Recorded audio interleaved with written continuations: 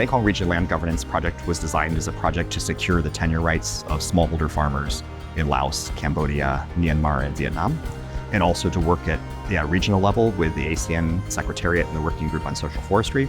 So for us, there's a lot of questions that need to be answered. It's very important to have researchers like the research team that come in from UBC to help engage with those questions, to reach out to stakeholders, to help to analyze the outcomes of those consultations, and then to turn those into recommendations for policy and how policy can change.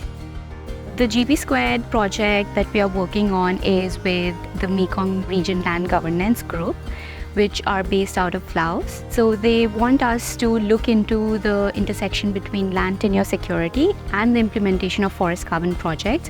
What are the challenges related to it and the opportunities in the region, so that we can give them a comprehensive list of policy recommendations that they can work upon.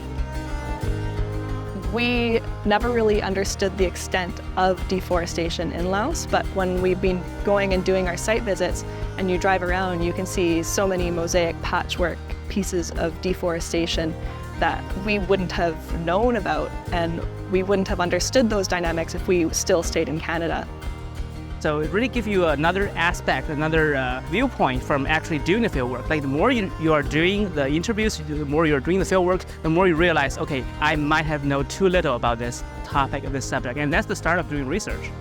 So it's really important to have clear delineations of what villagers and local communities are able to use and what the Carbon Project is able to do. But also it's important to define these tenure rights, because if you just go in and don't talk to the community at all, you're going to have issues where you're going to impact these local communities and their rights and their livelihoods in a really negative way.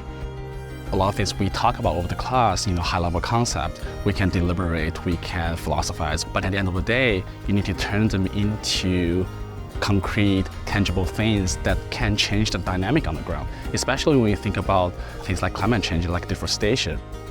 It's refreshing and it's optimistic to see so many people concerned about deforestation and forest conservation and working upon it. Be on the field to see how people on the front line actually doing that, turning like high-level concept into manageable project, and to hear their stories, to see what they're seeing. Those are something that cannot be captured by like a lecture or even a Zoom meeting.